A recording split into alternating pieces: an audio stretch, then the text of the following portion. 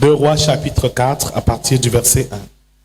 C'est une femme, la femme d'un des fils des prophètes. Parce que voyez-vous, à l'époque du prophète Élisée, il y avait ce qu'on appelle les fils des prophètes. Bien aimé, on était prophète de génération en génération, de père à fils. Cela veut dire qu'il y avait effectivement dans certaines villes des garnisons de prophètes ou des troupes de prophètes. Ils restaient souvent dans les montagnes. Alors l'un de ces prophètes avait une femme et cette femme avait elle aussi des enfants. La Bible nous fait comprendre que cette femme qui était veuve, qui avait perdu son mari, qui était lui-même un serviteur de Dieu, un prophète de l'Éternel, s'est approché du prophète Élisée pour lui parler de ses problèmes. Elle dit ici que ton serviteur, mon mari est mort. Tu sais que ton serviteur craignait l'Éternel. Or, le créancier est venu pour prendre mes 2 enfants et en faire des esclaves. Cette femme est venue rencontrer le prophète Élisée. Comme nous, chrétiens, nous rencontrons souvent le Seigneur Jésus-Christ. Mon frère, ma sœur, on peut être enfant de Dieu, rempli du Saint-Esprit. On peut être dans l'alliance et avoir des problèmes financiers. Cette femme vivait une vie pieuse. On peut vivre dans la sainteté, dans la sanctification, venir à l'église, être dans la chorale, faire 20 ans, être ancien d'église, pasteur et être dérangé par un esprit de pauvreté. Tant qu'on n'a pas la révélation de comment briser ces liens, on peut demeurer dans la misère. Cette femme vient auprès du prophète Élisée lui parler de ses problèmes et lui dit que tu connais très bien mon mari, c'était un serviteur de Dieu comme toi, un prophète comme toi. Ici, maintenant qu'il est mort, il a laissé des dettes. Maintenant le créancier est venu. Les hommes chez qui il a emprunté de l'argent, ils veulent prendre mes 2 fils et les rendre esclaves. Cette femme vient parler de sa situation au prophète Élisée. Alors bien-aimés dans le Seigneur, faisons très attention. On peut marcher avec Dieu et passer par des difficultés terribles. L'esprit de pauvreté ne fait de cadeau à personne. C'est un esprit qu'il faut lier à vie au nom de Jésus-Christ. L'esprit de pauvreté doit être lié et maudit à jamais dans la vie des enfants de Dieu. Et voyez-vous, le diable est très rusé. Et il sait que aussi longtemps que tu resteras pauvre, ayant reçu le Seigneur Jésus-Christ, tu vivras une vie chrétienne dans la frustration. Eh mon frère, quand tu n'arrives pas à payer ton loyer, quand tu as des problèmes pour envoyer tes enfants à l'école, quand tes filles commencent à se prostituer parce qu'elles ont besoin de manger, quand tu sens que tu es endetté de toutes parts, tu réalises que ce Dieu que tu sers, peut-être il est ingrat. Dieu n'est pas ingrat. Dieu sait quel problème tu traverses. Mais peut-être simplement tu présentes le problème d'une manière différente.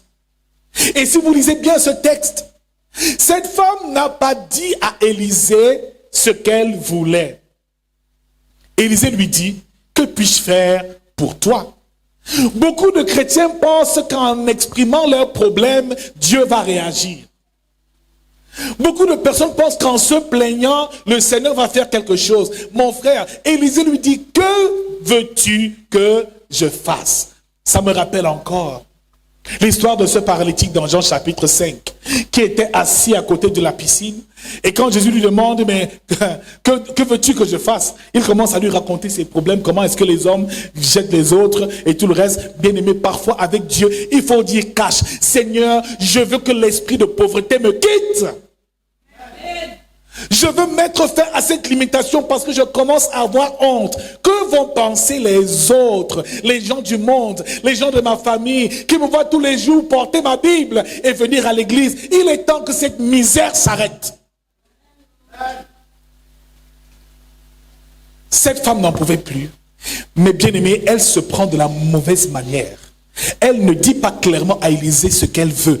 Elle a présenter le problème à Élisée sans lui dire quel était le désir de ton cœur. Mon frère, quand tu pries l'Éternel et quand tu vas vers Dieu, dis-lui exactement ce que tu veux. Oh Seigneur, vraiment, je n'ai pas d'argent. Oh, ce mois-ci encore, je vais faire comment avec le bailleur? Oh, Seigneur, tu n'as pas encore dit, Dieu ne va rien faire. Dis-lui, Seigneur, donne-moi l'argent pour payer mon... Dis à Dieu clairement, succinctement, le désir de ton cœur.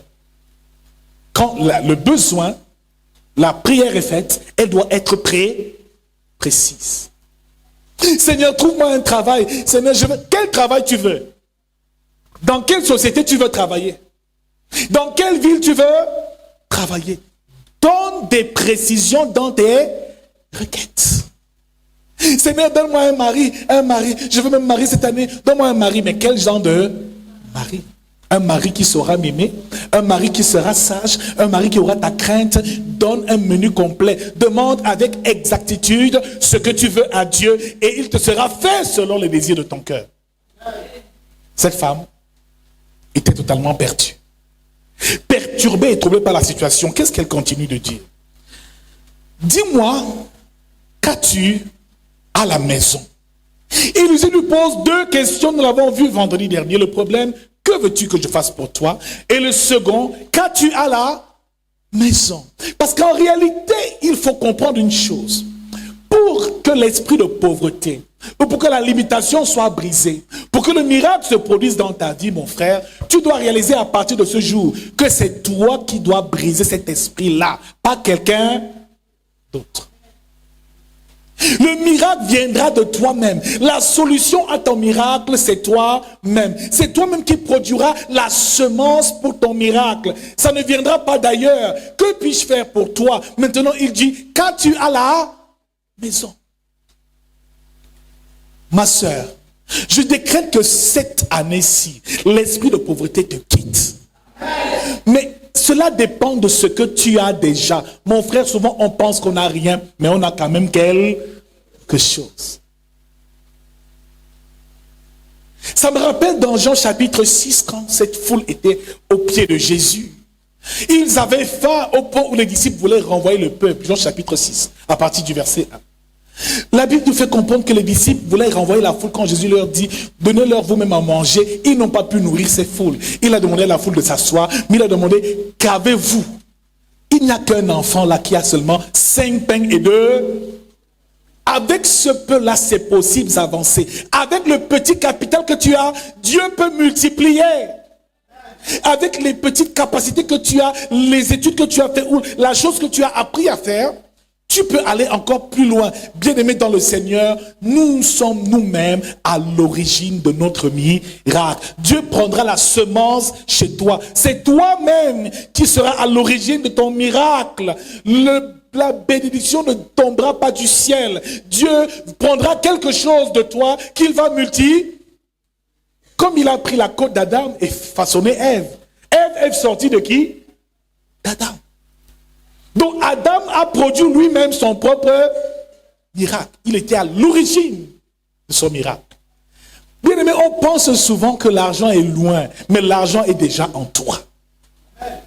Les richesses sont déjà en nous. Il dit, vous êtes bénis de toutes sortes de bénédictions spirituelles dans les lieux célestes en Jésus-Christ. Mon frère, tout chrétien qui est né de nouveau, qui a reçu Jésus-Christ, est déjà béni. Il est riche. Dis avec moi, je suis riche. Je suis béni. Je suis prospère.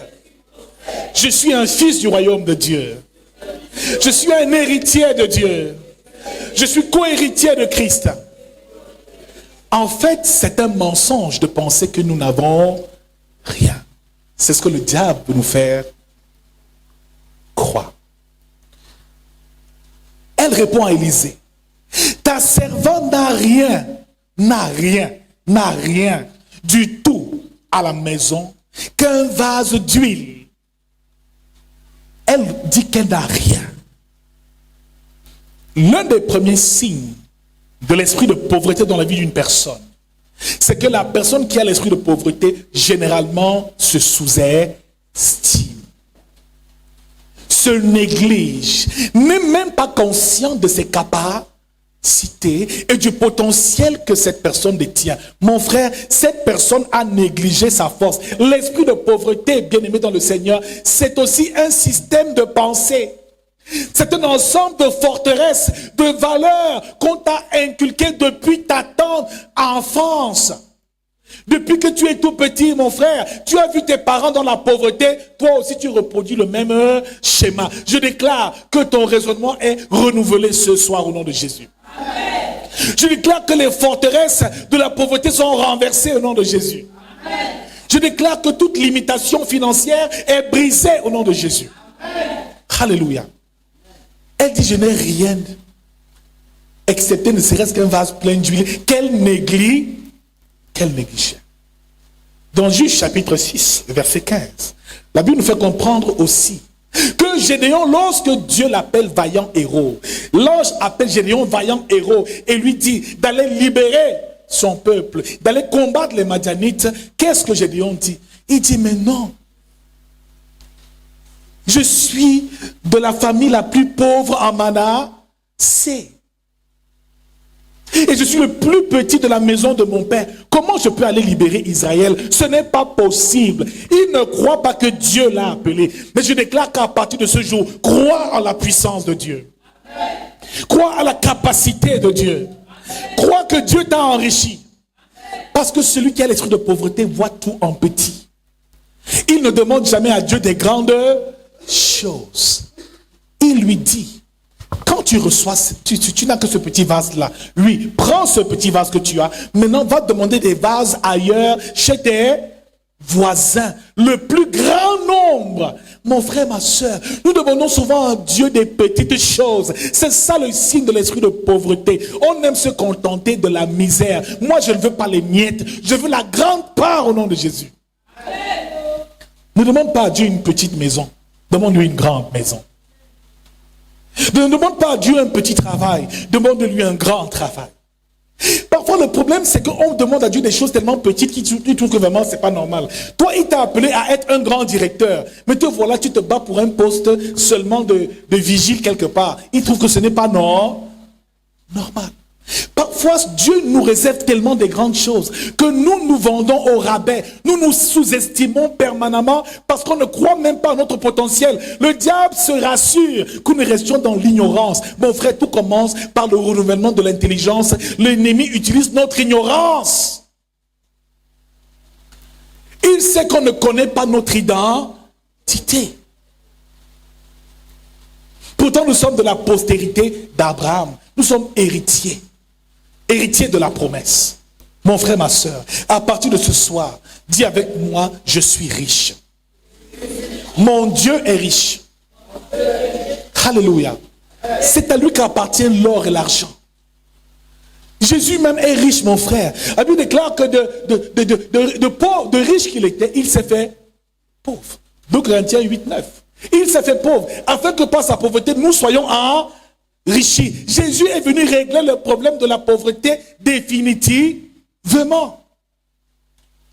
Et Luc chapitre 4, à partir du verset 18, il dit, l'Esprit du Seigneur est sur moi, parce qu'il m'a oint pour annoncer une bonne nouvelle aux pauvres, pour guérir les cœurs brisés ensuite. Donc, bien aimé dans le Seigneur, l'ordre de mission de Jésus comprenait aussi la bonne nouvelle aux pauvres. Bien aimé, la bonne nouvelle, c'est que Jésus nous a enrichis. Mon frère, ma soeur, nous avons vu. La première raison de la pauvreté dans la vie d'un homme, c'est la désobéissance. Et la pauvreté a commencé depuis le jardin d'Éden. Parce que Dieu a créé l'homme et a mis l'homme au milieu des richesses en Éden. Au jardin d'Éden, il y avait tout ce dont l'homme devait avoir besoin pour son épanouissement. L'homme n'était pas destiné à la pauvreté. Mais après la désobéissance d'Adam et Ève, Dieu dit que je maudis la terre. Il a maudit la terre. Et c'est à la sueur de son front qu'il mangera son pain dorénavant. Cette terre lui produira des épines et des ronces. Mon frère, ma soeur, la désobéissance, c'est ce qui cause la pauvreté. Si dans ton cœur, tu as un esprit désobéissant, si au fond de toi, tu as un cœur désobéissant, je te rassure, tu ne pourras jamais être riche et prospère. Adam et Ève ont donc désobéi à la volonté de Dieu. Ce qui nous fait comprendre une chose, c'est que la pauvreté est donc une malédiction. Et Deutéronome chapitre 28 nous parle de cela de long en large. Que celui qui observe, si tu observes mes commandements, mes préceptes, voilà les bénédictions qui sont attachées à ta vie. Mais si tu désobéis, voilà les malédictions qui s'attacheront à ta vie. Mon frère, il y a des malédictions qu'on reçoit simplement à cause de notre désobéissance à Dieu. Parfois, ce n'est pas le diable, mais c'est la désobéissance. Bien-aimé dans le Seigneur, pour qu'un esprit de pauvreté agisse dans une famille, il faut qu'un de tes parents ait désobéi à Dieu. Bien-aimé dans le Seigneur, si dans ta lignée, dans ta famille, un de tes parents a fait un pacte avec un autre Dieu, une autre divinité, il est peut-être été frappé par ce qu'on appelle la malédiction. Certains font tellement d'efforts pour travailler, mais travaillent beaucoup pour peu de résultats. Certains font vraiment des efforts. D'autres même, quand ils reçoivent de l'argent, c'est comme s'il y a une force qui s'arrange à ce que cet argent s'en aille. Je déclare que ce soir, toute main percée, le Seigneur la referme. Je déclare que toute poche percée, le Seigneur la referme.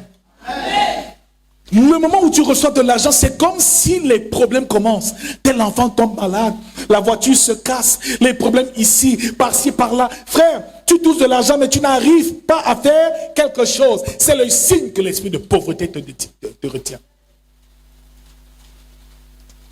Cette parole-là touche qui ce soir? Qui est sensible à ce que nous disons là ce soir? Qui l'a ressenti dans sa vie ce soir? Alléluia. Bien-aimé, tu as investi ton argent dans un projet, mais ce projet ne marche pas.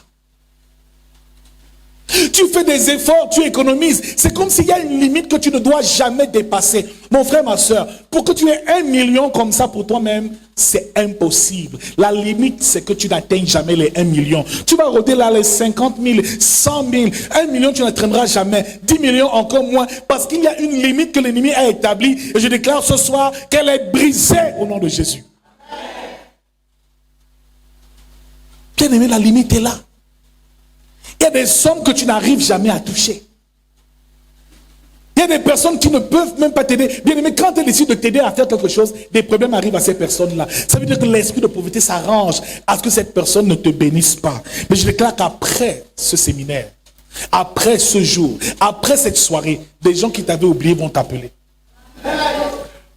Je déclare que là où ton dossier a été bloqué par cet esprit de pauvreté, nous le révoquons au nom de Jésus-Christ.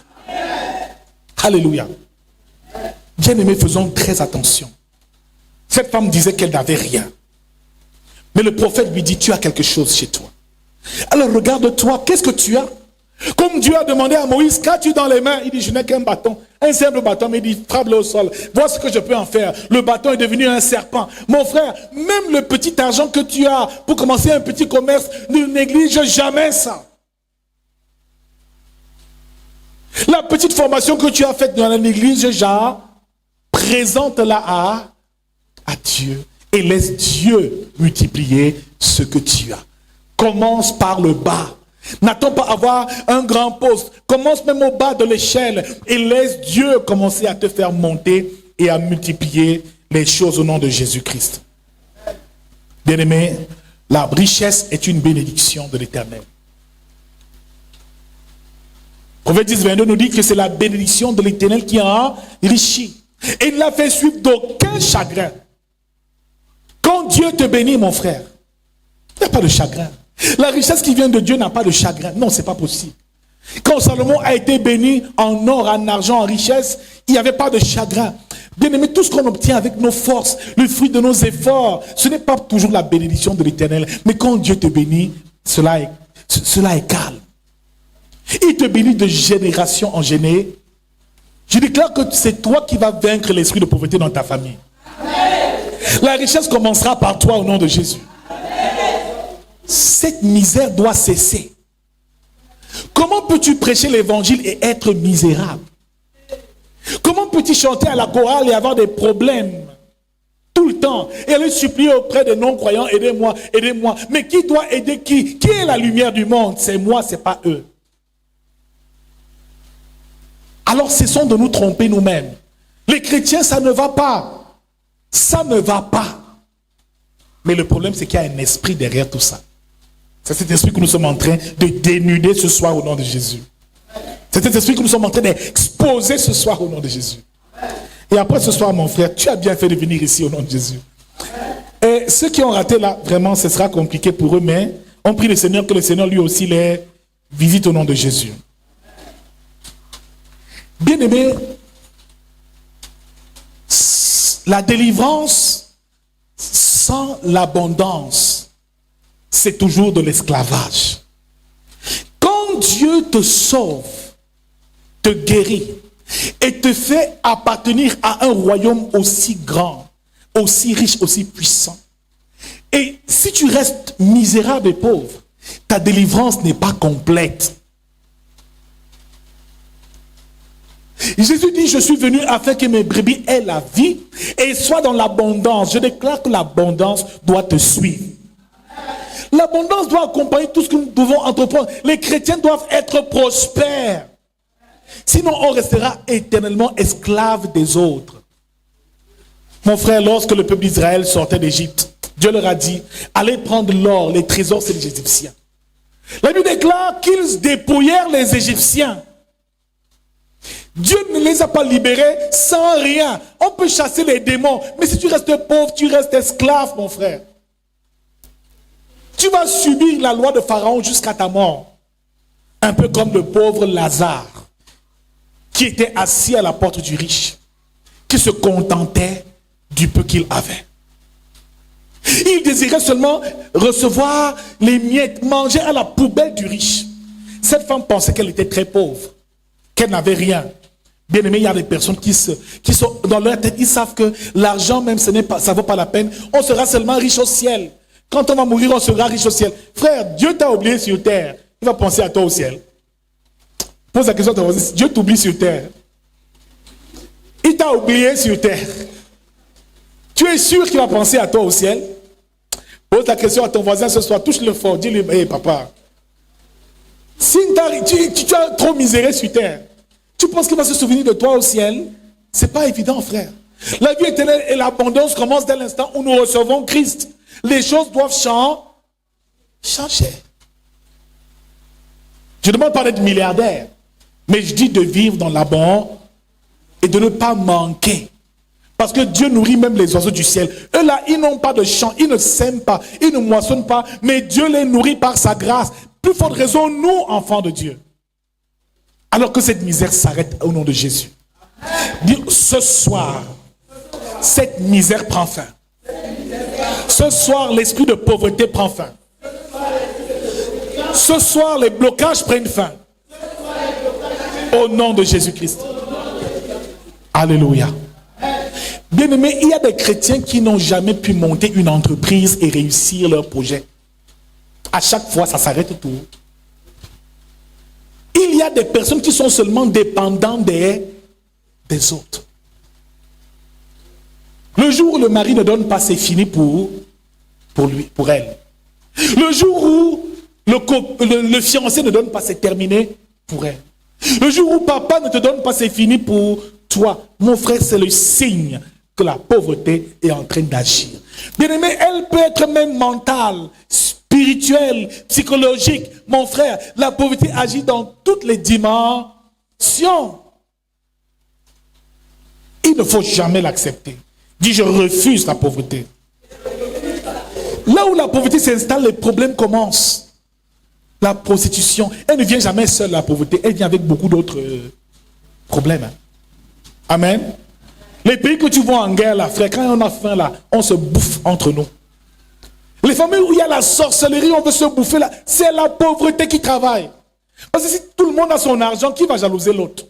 Mais quand l'esprit de pauvreté est installé, il y a des conflits, des haines, des jalousies, des comparaisons, des choses semblables. Et je l'annule au nom de Jésus-Christ dans ta vie et dans nos vies au nom de Jésus-Christ.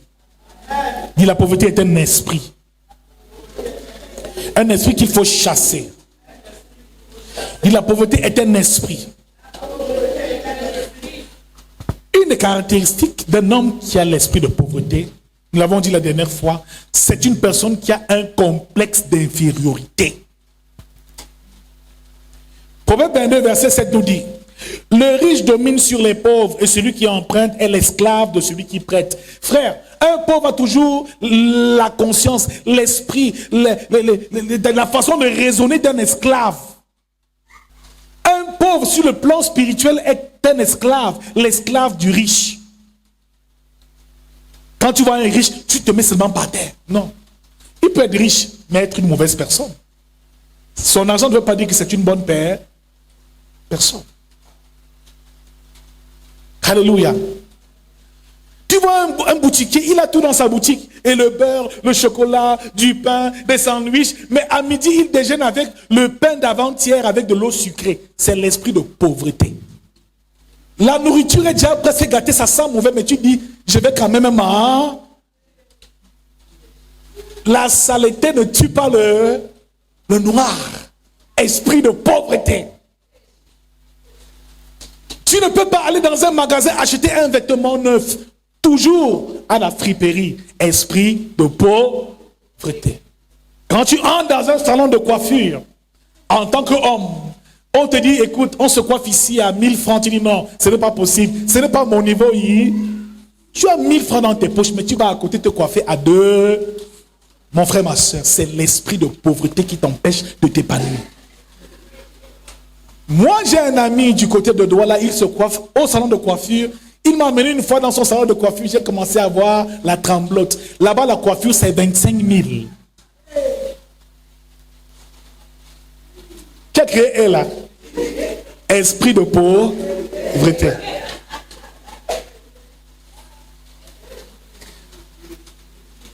Non, papa Alain, je dis la vérité. Si tu étais là toi-même, tu allais dire que tu commençais à trahir. On coupe les cheveux, on rase la barbe, on te dit 25 000. Ton cœur allait commencer à trahir. Tu as dit que non, je me coiffe à 200, les 5 000 si j'achète le pétrole, 50. Non! Mais laisse-moi te dire une chose. Ce frère a cultivé un certain mode de vie. La pauvreté est un esprit, un système de pensée, s'installe dans notre raisonnement. C'est une forteresse qu'il faut renverser. Bien aimé, quand il va dans ce salon de coiffure à 25 000, ceux qu'il rencontre là-bas, ce sont des ministres, des députés, des autorités. Avec qui il peut causer, échanger les numéros de téléphone et faire des grandes affaires. Mon frère, il y a des gens que tu ne peux pas rencontrer chez le coiffeur à 200.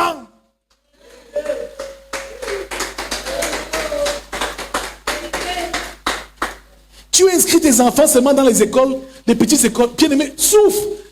Mets l'enfant dans une très grande école. Ses camarades seront des futurs ministres, chefs d'État.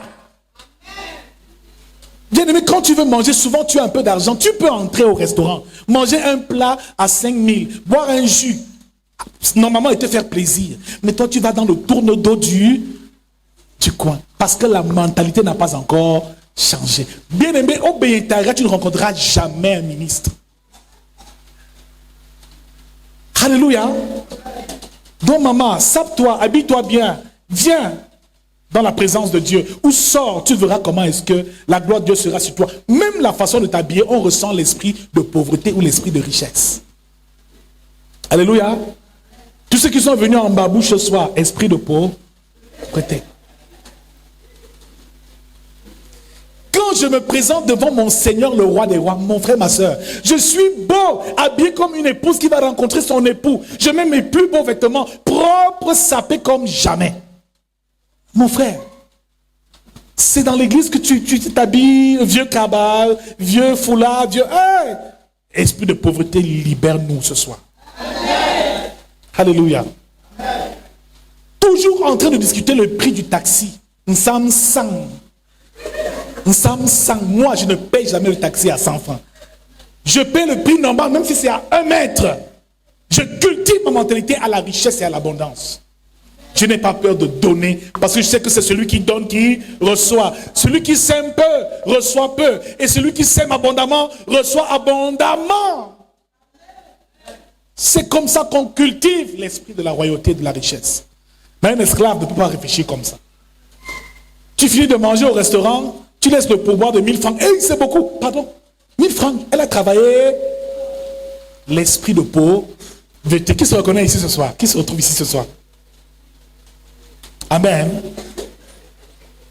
Donc pour voir la sœur entrer dans une boulangerie, même quand elle a un peu d'argent, c'est impossible. S'acheter un bon gâteau, un petit four, une crème glacée et déguster sur la terrasse de la boulangerie, c'est impossible. Elle va penser à tous ces problèmes. Esprit de pauvre, je déclare ce soir, nous allons lier cet esprit. Cultive la grandeur au nom de Jésus. Cultive la grandeur. Tu vas au marché, tu discutes les tomates avec une vieille maman. Elle est là depuis 4 heures du matin. Mais pour les 50, là, te voilà en train de taper 45 minutes. Tu discutes un tas de tomates. Esprit de pauvreté. Dis, maman, tiens, je t'ajoute encore 500 pour ton transport. Et ma fille, merci. Voilà comment un riche se comporte. Il donne, il n'a pas peur de manquer ni de perdre. Parce que plus il sème, plus il récolte. L'esprit de pauvreté s'attaque aux chrétiens. Donner la dîme, c'est un problème. Semer dans l'église, c'est un problème. Œuvrer dans la maison de Dieu, c'est un problème. Mon frère, l'esprit de pauvreté, il s'arrange lorsque tu ne donnes pas pour te limiter. Cette femme devait donner le peu qu'elle avait. Elle devait donner. Dieu n'est pas allé prendre ailleurs. À Sarepta, Dieu n'est pas allé prendre ailleurs. Élie a demandé à la veuve de Sarepta, donne-moi d'abord de l'eau. Et un gâteau, donne-moi le gâteau et puis donne aussi à ton enfant et toi après, donne-moi d'abord. Ton frère, fais attention. L'esprit de pauvreté ne se chasse pas seulement avec le jeûne, les délivrances. Il faut poser des actes concrets. Alléluia. Pour renverser l'autel de la pauvreté dans ta maison et dans ta famille au nom de Jésus. Dis avec moi, je renverse tout faux raisonnement. Au nom de Jésus. Un chrétien qui a l'esprit de pauvreté gère mal l'argent. Même quand il a de l'argent, il le gère. Il n'investit pas. Parfois, tu vois quelqu'un qui a un téléphone à 1,5 million de francs.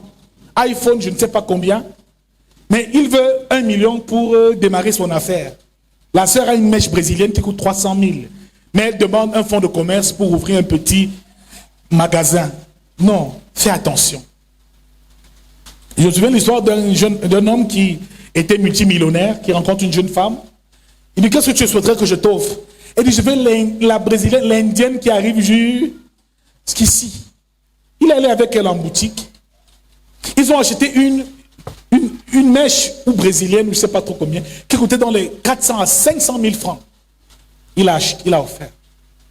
Elle veut le téléphone, elle veut le dernier à 500 000, à peu près 1,5 million qu'il a dépensé pour elle.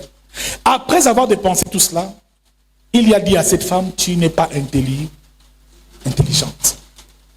Alléluia. Tu n'es pas intelligente. L'esprit de pauvreté te fera toujours faire des mauvais placements. Mais je déclare que ce soir, cela s'annule au nom de Jésus-Christ. Bien-aimé, l'esprit de pauvreté te conduira toujours dans les dettes, l'endettement. Quelqu'un qui a trop de dettes, c'est un signe de la présence de l'esprit de pauvreté. Tu es endetté. Qui est endetté ici ce soir? Qui a quelques dettes quand même ce soir ici? Même si tu dois 5 000 à quelqu'un, c'est une dette, mon frère. Amen. Même si tu dois 1000 francs à quelqu'un, c'est une dette. Amen. À 1000 francs, tu es quand même endetté aussi, n'est-ce pas? Un dernier signe. L'homme qui habitait par l'esprit de pauvreté n'a pas d'ambition. Lazare n'avait aucune ambition. Il était à sa place là. Tu vois, la sœur, elle est là. Elle n'a aucune ambition. Le frère n'a aucune ambition. Il vit sa vie comme elle vient. Il n'a pas une vision de la vie. Il n'a pas de projet. Quel est cet homme qui n'a aucun projet? Ma sœur, fais attention. Hein. Quand tu épouses un homme, tu es avec un homme, demande-lui quelle est ta vision. Où est-ce que tu nous en? En fin d'année, qu'est-ce que tu prévois pour nous? Dans 5 ans, quelle est ta vision pour cette famille? Tout homme doit être un visionnaire. Il faut que tu aies des projets, mon frère. Que tu aies des grands projets, ma sœur. Quand quelqu'un a des projets, c'est un signe qui montre qu'il est sur le bon chemin. Alléluia. Alors, bien-aimés dans le Seigneur, les causes de la pauvreté. Qui est à l'origine de la pauvreté? Amen. 1 Samuel chapitre 2 verset 7 nous dit, l'Éternel appauvrit et il enrichit, il abaisse et il élève. Donc Dieu peut appauvrir quelqu'un pour des raisons multiples. à cause d'une désobéissance ou à cause de quelque chose qui s'est passé, Dieu peut t'appauvrir. Tu as une affaire florissante qui marchait, tout d'un coup, tu commences à sortir avec le mari d'autrui. Après ça, tes affaires tombent et chutent.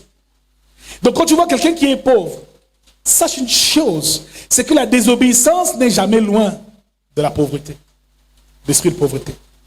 Quelqu'un qui a des germes de la rébellion en lui ne peut pas prospérer. Le diable, c'est le premier rebelle. Alléluia. Et ici, il faut réaliser une chose, c'est que la pauvreté peut nous être infligée par Dieu comme punition. Deuxième raison de la pauvreté, les malédictions ancestrales, générationnelles. Les parents, nous l'avons vu tout à l'heure. Gédéon devait renverser l'autel de Baal de la maison de son père. Parfois, dans nos familles, il y a des divinités, des esprits, des autels qui travaillent depuis des générations pour que nous restions pauvres. Pose la question à ton voisin, est-ce que ton père était riche? Est-ce que ton grand-père était riche? Est-ce que ton arrière-grand-père était riche? Est-ce que ta famille est riche? Combien de villas ton père a laissé? Combien d'entreprises ton grand-père a laissé? Pose la question à ton voisin. Maintenant, dis à ton voisin oui ou non. Demande-lui, réponds. Pose la question, la personne va te répondre. Est-ce que ton père était riche? Maintenant, réponds. Hein? Le père de qui était riche ici?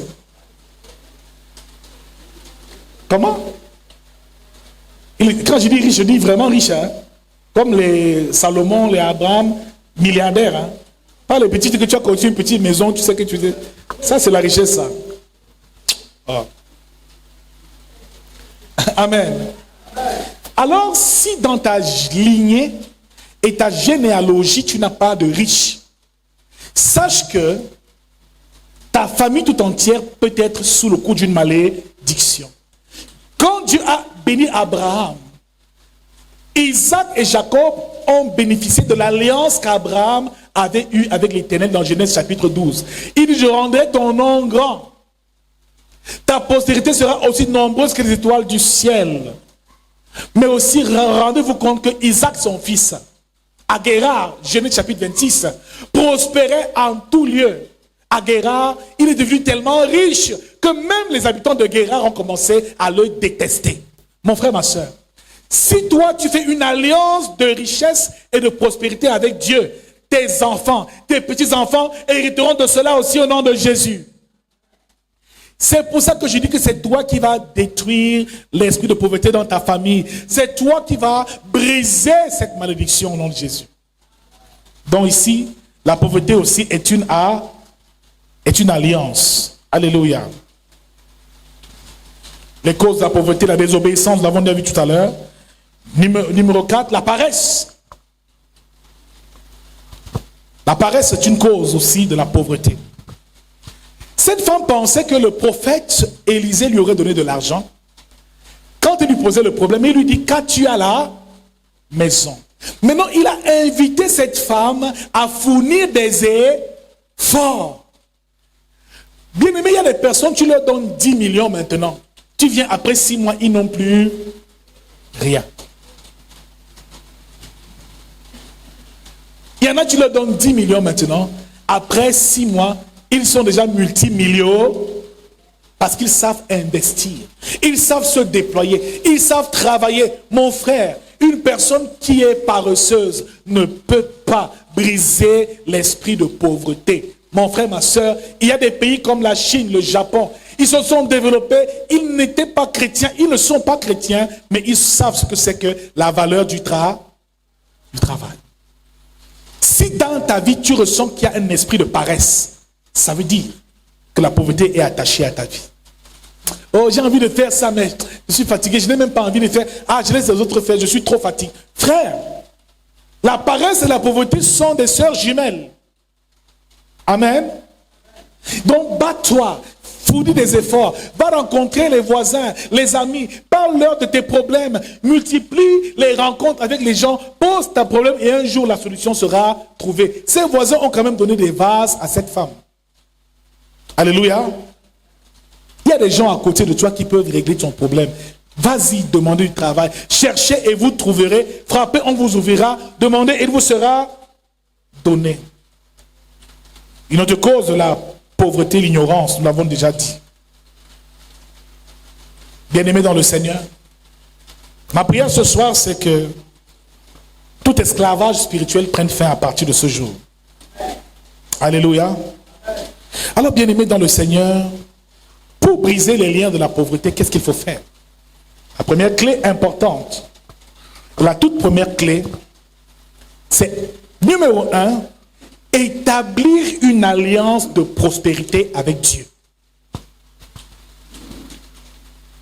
Notre Dieu est un Dieu d'alliance. Pour briser l'esprit de pauvreté, établis une alliance de prospérité, de richesse, d'abondance avec Dieu. Fais une alliance avec Dieu. Comme à Bethel, Jacob l'a fait dans Genèse chapitre 28. Si tu me ramènes dans la maison de mon père, si je prospère, si je suis en bonne santé, je te donnerai la dîme de tout ce que j'aurai. Ici, Jacob a fait alliance avec Dieu. Bénis-moi et je te donnerai la dîme de tout ce que j'aurai. Dieu bénit toujours pour des raisons. Et il dit, dans Jacques chapitre 4, verset 7, à partir du verset 4, 5, 6, 7, vous demandez, vous ne recevez pas, parce que vous demandez mal, dans le but de satisfaire vos passions. Mon frère, ma soeur, ne demande jamais l'abondance à Dieu pour satisfaire tes désirs personnels. Première loi spirituelle pour briser l'esprit de pauvreté. Si tu demandes à Dieu un travail, demande-toi quel est l'intérêt du Seigneur dans le travail que tu lui demandes. Qu'est-ce qu'il va gagner? Jacob lui dit, je te donnerai la dîme de tous mes revenus. Toi, qu'est-ce que tu as fait comme promesse à Dieu? Mon frère, ma soeur, c'est très important d'établir une alliance avec Dieu. Dieu est un Dieu d'alliance. Et si tu fais alliance avec Dieu, respecte les termes de ton contrat avec lui. Seigneur, rends-moi prospère. Cet argent, je bâtirai ton église, j'aiderai les orphelins, je les mettrai à ton service. Donne-moi un travail pour que je puisse te soutenir ton œuvre. Dieu bénit toujours parce qu'il y a un intérêt. Si c'est pour toi-même, ça ne vaut pas la peine. Il ne te bénira jamais. Quand on parle de la bénédiction de l'Éternel, elle est conditionnée par ses desseins qu'on veut accomplir. Seigneur, donne-moi là, je veux une voiture. Oh, depuis mes copines ont déjà les voitures. Donne-moi aussi une voiture. Dieu ne te donnera jamais une voiture pour que tu ailles frimer chez tes copines. Alléluia. Comprenez la logique de Dieu. Quand Dieu rend quelqu'un riche, c'est pour sa gloire. Quand Salomon a demandé à Dieu la sagesse et l'intelligence pour diriger son peuple, Dieu s'est rendu compte que Salomon ne voulait pas être riche. Il voulait aider les autres. Si tu veux de l'argent pour subvenir aux besoins de ta famille, Dieu va te rendre riche. Si tu veux de l'argent pour bénir les frères et sœurs en Christ et l'Église, Dieu te rendra riche et prospère. Voilà la première clé qu'il faut employer pour briser l'esprit de pauvreté. Oublie-toi et pense à Dieu. Oublie-toi et pense d'abord aux autres. Dieu ne te bénit pas pour toi-même. Il te bénit afin que tu sois une source de bénédiction pour les autres. Voilà les raisons pour lesquelles l'esprit de pauvreté reste attaché à nos vies. Parce que aussi longtemps qu'on nourrira des désirs personnels. Je veux voyager parce qu'on va aussi me voir sur Facebook.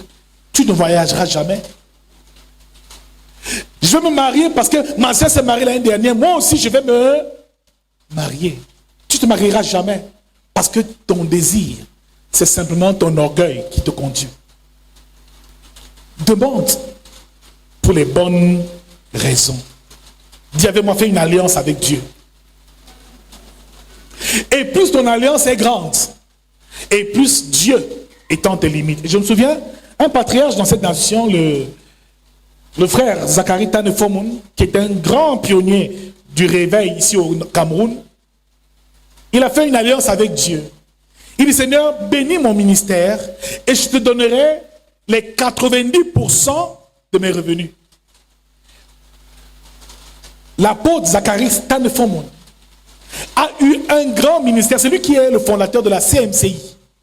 Une église qui a une dimension nationale et internationale dans le monde. Il est partout. Il est devenu milliardaire. Mais tous ses revenus, Dieu avait 90%.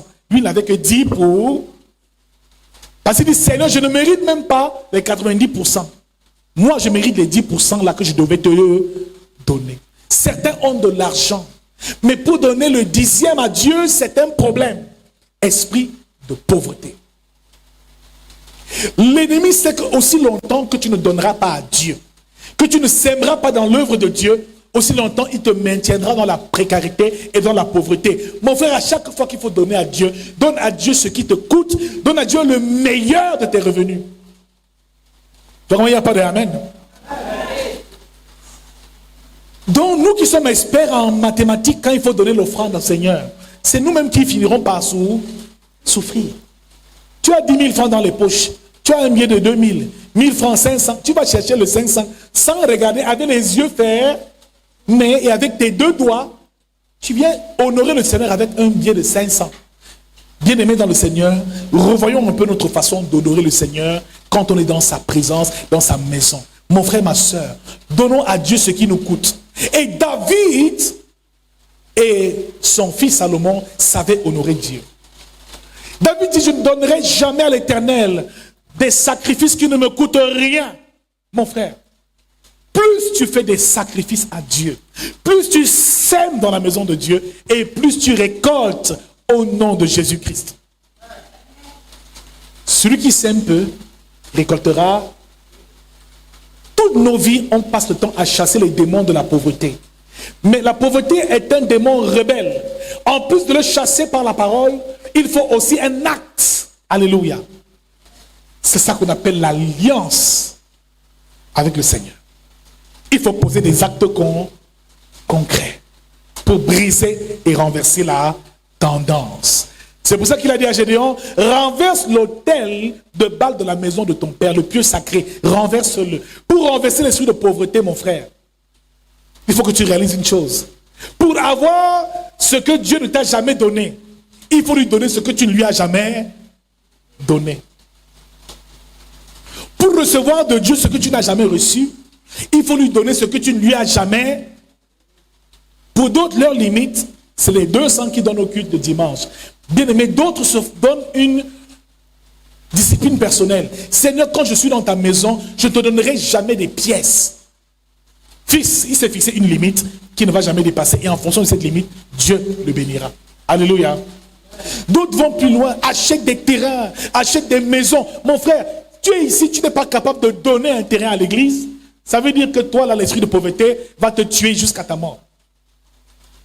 Bien-aimé dans le Seigneur, à un certain niveau, tu réalises qu'en Christ, on doit donner à Dieu avec ce qu'on appelle libéralité.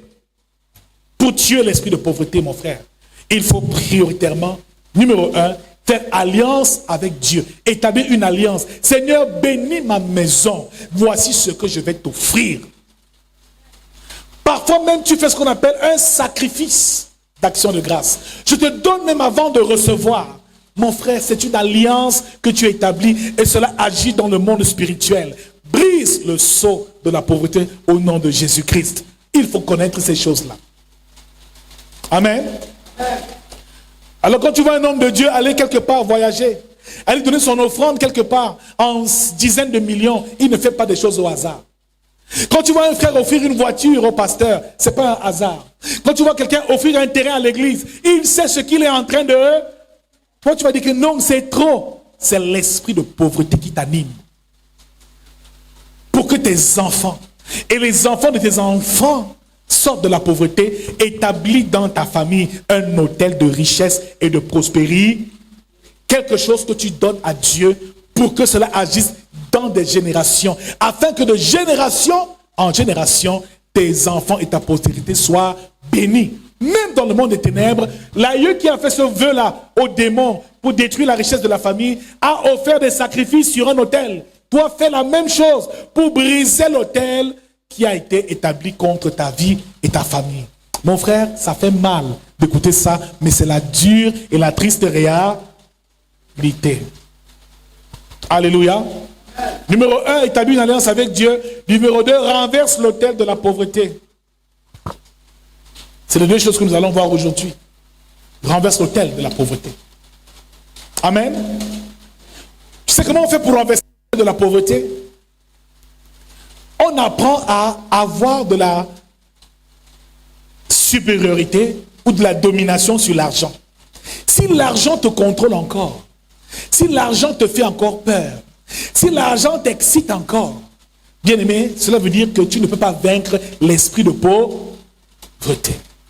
Pour que l'esprit de pauvreté meure totalement dans ta vie, tu dois banaliser l'argent. L'argent, tu dois le considérer comme du papier, un moyen de bénir l'Éternel, un moyen d'accomplir son œuvre. Mon frère, si certaines sommes d'argent te font trembler, t'excitent, cela devient une limite dans ta vie au nom de Jésus. Amen. S'il y a des sommes que tu ne peux jamais donner à Dieu, ça veut dire que tu es limité. Amen. Aussi, par les limites que toi-même tu établis, Dieu aussi te limite. Il te sera fait selon ta foi. Mais il dit, celui qui sème peu, récolte peu. Dieu te rend ce que tu lui donnes, en fait. C'est ça la clé de la prospérité. Donc, plus on donne à Dieu, plus on sème à Dieu, plus on récolte. Alléluia. C'est donc la loi de la semence et de la moisson. Mon frère, ma soeur, fais très attention. Tout ce que tu sèmes dans le royaume de Dieu, tu le récolteras dans ta vie au nom de Jésus. Et dans cette loi spirituelle, le Seigneur nous enseigne que le fruit, la semence, sera toujours le fruit sera toujours de la même nature que la semence. Tu ne peux pas semer les oranges et récolter les tomates. Dans l'église, tu sèmes l'argent, qu'est-ce que tu vas récolter?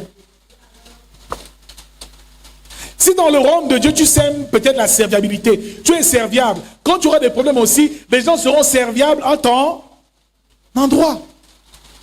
Si pour toi, tu ne donnes jamais ton argent, mais tu es toujours présent quand les autres ont des problèmes. Oui, quand tu auras des problèmes, les gens seront toujours présents, mais ils te donneront pas leur à... Parce que c'est ce que tu sèmes que tu récoltes. Donc les gens qui sont durs là, la chicheté, l'égoïsme, c'est un signe de la présence de l'esprit de pauvreté. Qui est choqué ce soir? Qui est choqué? Qui est un peu choqué ce soir par tout ce qu'on dit là? Si tu as encore peur de donner, même à ton frère, à ta soeur, si pour toi tu donnes avec des limites, tu donnes, ça te fait mal de donner aux autres, ça veut dire que l'esprit de pauvreté travaille en toi. Pour briser ça, apprends à donner. Alléluia. Et quand je dis d'apprendre à donner, donne pour que ça te fasse mal. Alléluia. J'ai pris l'exemple ici la dernière fois. Tu gagnes un marché de 100 000 francs. Va dans une boutique, tu achètes une chaussure à 90 000. 90 000 francs. Tu saignes pour acheter la chaussure. Déjà, je suis sûr que beaucoup ne le feront pas parce que 100 000 francs, ils vont commencer à planifier. Non. Tu achètes la chaussure 90 000. Tu la portes pendant 2 jours. Après, tu l'offres à quelqu'un. Dis à toi, tu peux faire ça? Touche-le, tu peux faire ça? Tu achètes une belle voiture. Après 2 semaines, tu l'offres à un de tes petits cousins. Que tiens, tu en as plus besoin que moi. C'est trop fort. Dis avec moi, c'est fort. Tant que l'argent a de l'emprise, te domine, mon frère, la richesse, tu ne peux pas la contrôler. Tant que tu as peur de dépenser, mon frère, tu ne peux pas maîtriser. L'argent, tu dois dominer sur lui. L'argent est un esclave et non un maître. Si l'argent te contrôle, tu ne peux pas aspirer à la richesse. Il y a des hommes ici, ou des femmes ici. On te donne 1 million de francs maintenant. Dimanche, on ne te donnera même pas au culte. Il y en a ici comme ça. Alléluia. Elle est là, hey, Seigneur, bénis-moi. Seigneur, bénis-moi. Donne-lui 1 million là maintenant. Demain, elle est en soirée, en boîte de nuit. Tu seras surpris de voir la sœur. Elle va oublier même qu'il y a culte dimanche matin. Mon frère, Dieu ne te donnera jamais une somme d'argent qui va te dépasser. C'est pour te protéger qui te laisse dans la peau. Toi, ta limite, c'est 20 000. Quand tu as 20 000, mon frère, on ne te voit plus, tu deviens un champion. Alors fais attention. Il faut dominer sur l'argent et dominer sur maman. Tu ne pourras pas aimer l'un et l'autre. Tu haïras un et tu aimeras l'autre. Maman et Dieu, on ne les met jamais sur un bien piédestal. Argent, tu ne me domines pas. Dis-le. Argent, tu ne me commandes pas. Argent, tu ne me domines pas. Avec l'argent que j'aurai, je vais faire du bien. Sans être triste. Je vais semer dans la maison de Dieu. Dans la vie des enfants de Dieu. Au nom de Jésus-Christ. Alors, pour terminer, les personnes qui sont toujours en train de dire, je n'ai pas. Esprit de pauvreté. Mon frère, donne-moi un peu 2000 là, s'il te plaît. Non, je n'ai pas. Le premier réflexe, c'est je n'ai. Pourtant, un enfant de Dieu, son premier réflexe, c'est de donner avec joie. Car Dieu aime ceux qui donnent avec joie. Quand tu reçois l'argent, tu es malheureux ou tu es content. N'est-ce pas? Et quand tu donnes, tu dépenses. Tu donnes à quelqu'un, tu es heureux ou tu es content? Ou triste? C'est souvent évident de dépenser pour aider les gens. Amen. Souvent on dépense avec tristesse, non? On donne, ah dis donc, je n'ai que 5 000 qui me restent. Ah, tiens ça, vraiment c'est dur. Donc rassure-toi. La joie que tu as quand tu reçois doit être la même quand tu donnes. Et tu verras que l'esprit de pauvreté va te quitter. Ce soir, établis une alliance avec Dieu à partir de ce jour. Alléluia. Alléluia. Et tu verras l'esprit de pauvreté te quitter au nom de Jésus. Quelqu'un a-t-il été béni ce soir?